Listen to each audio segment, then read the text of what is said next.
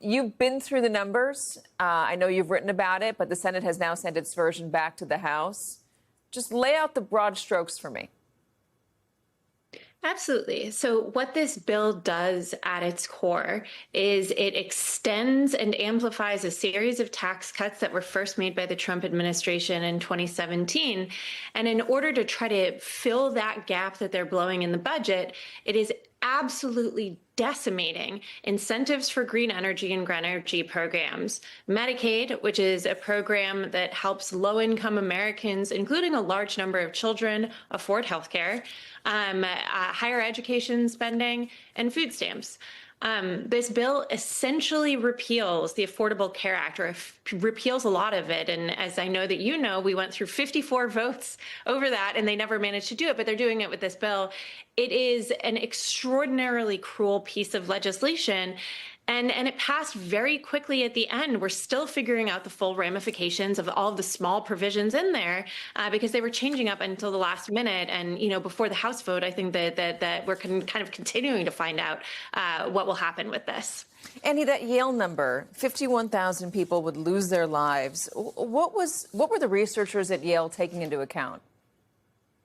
So we're expecting more than 10 million people to lose Medicaid coverage because of this bill. And the way that a lot of people are going to lose that coverage is that they're going to be required to comply with a work requirement in order to get or maintain their Medicaid benefits. We have not had this as a nationwide policy. Only a few states have ever tried to do it, and none has done it for an extended period of time because, you know, there's this understanding that Medicaid is a health program. Losing Medicaid doesn't incentivize people to work. You can't, you know, eat if you get Medicaid coverage, right? It's not the same thing as a cash or a cash-like benefit. And so it's not expected to have much of an effect on the labor market. What will happen is that people will screw up their paperwork, or the online system won't work, or they'll move addresses and they won't be able to maintain coverage. And what will happen then is we expect to see facility closures. So hospitals in rural areas, health clinics, even perhaps just some doctor's practice will close.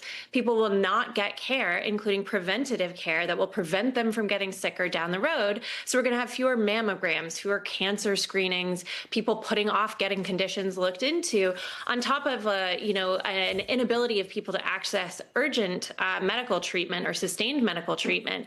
So, you know, numbers range, but the estimates from a variety of health economists and other modelers suggest that we're looking at tens of thousands, perhaps as many as 50,000 deaths per year once you're looking at all of these provisions. The polling on this bill is not good right now. I can put up some of the polling that shows that people are either unsure or not in favor of this bill. It's pretty stark.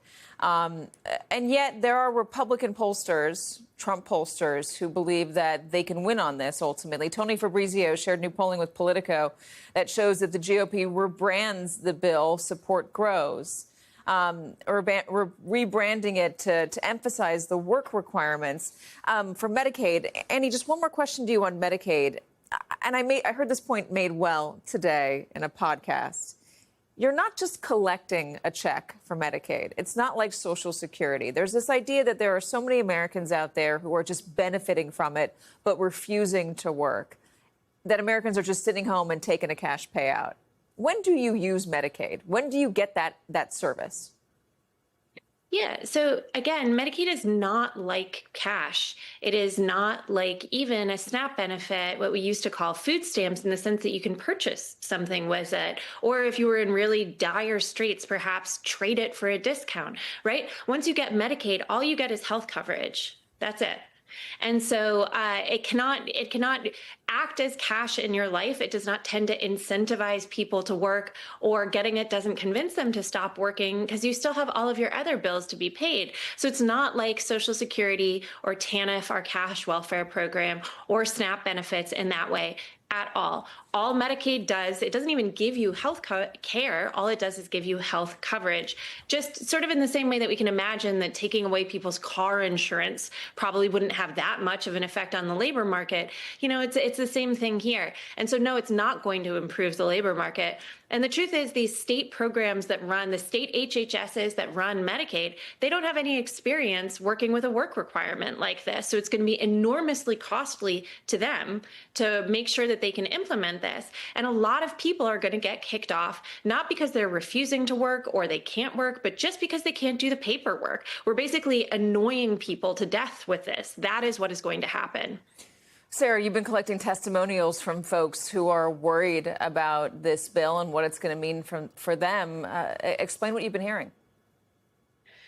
Well, look, between focus groups and the testimonials that we're hearing, the fact is a lot of voters know that this is going to impact them. And they also know that they are losing something so that the rich can have something. Like, that has broken through to them, and they're scared and they're uncertain. You know, one of the things that voters seem to be kind of keenly aware of is that these big, expensive bills that are hard to sort through, they just get nervous because they don't know what's in them. They kind of hate them on principle because they know that they're going to do something, but they don't really know what because there's so much there.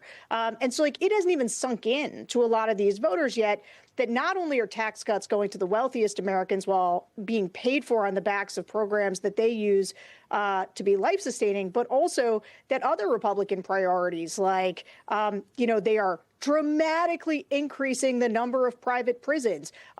Billions and billions of more dollars are going to ICE so that they can do more of these deportations. And so all of those things are getting big boosts in money, while Americans, low-income Americans, stand to lose things. And I think one of the interesting things and why Republicans really had to be pushed to pass this bill and why it really went down to the wire is that it used to be that more of the lower-income districts were Democrat districts. I think back in 2009, only 26 of the lowest 100 House districts were Republican districts. Now, 59 of the lowest income districts are Republican districts. And so the voters now who are part of the Republican ecosystem, the Republican voters, those are a lot more low-income voters. Those are a lot more people who depend on Medicaid, who depend on SNAP. That's why Lisa Murkowski wanted to get a carve-out for her state, because they know this bill is detrimental. Now, they all fell in line for the most part, but they know it's a bad bill, and they know it's bad for lower-income Americans, many of whom are their voters now. You segued into my next question. This one's to Cornel. We are in the middle of a political realignment, and Cornel, as Sarah just laid out, it's Republicans who now represent, or at least voters believe that Republicans represent them, the working class, lower income voters. Steve Bannon said it. MAGA is on Medicaid. Is this political realignment that we've been experiencing over the last 10 years, is it set in stone, or is there still room for those tectonic plates to shift back again? Well, Katie, thanks for throwing me that nice, easy softball of a question that we could probably talk about for the next hour. Look, I've heard Democrats talk about, working class voters, which typically means white non-college voters, which Democrats have not won in a long time. And you talk about the low income voters. Look, if you look at the exit polls, Trump won on over 60% of white voters under 50K. Harris won 90% of black voters under 50K. But to this point, look, a lot of Trump's base, who are low income or non-college white voters, will be hurt by this. And so the question is, and look, I work for a guy by the name of Howard Dean, who always chastised Democrats and say, stop saying that people are voting against their economic interests when you're having these conversations, and understand that some people are voting for their higher interests. So what will be the bait and switch here, Katie? Look, and they're already setting this up. Look, I chuckle at the fact that they're already putting out polling data talking about, so if we rebrand this, it'll be more popular, right? Well, look, if you rebrand me as Denzel Washington, I will be more popular as well. They're having process conversations because they already know it's very unpopular. But I'm also haunted by what Mitch McConnell said, a couple days ago. And he said, they'll get over it. Yeah. And Mitch McConnell knows something about this because he's been down this road before. And I think they're already setting up the conversation for them to get over it. Like don't worry about me cutting Medicare over here. Look at this shite brownie object over here. We're adding more money to ICE and more to border security because those brown people coming across the border, they're the really problem in this country, not Medicare. So look at this piece over here. That bait and switch has worked a long time in American politics. And the question is it going to work again when these people are losing their health care? Well, that is a good question. And Sarah, what is your perspective on that? I mean, is it that if the Democrats don't get on, well, what you tell me, do the Democrats need to do a Medicaid, or the Republicans are taking away Medicaid from you, they're taking away your health care, they're taking away your services, and something on immigration maybe in order to block the Republicans from rebranding it to say that we weren't affecting you. We're trying to take it away from these other folks who have no right to it and don't deserve it. They're the ones who should be mad at. Yeah, look, I think that this bill is a real gift to the Democrats because the messaging on this going forward is extremely easy.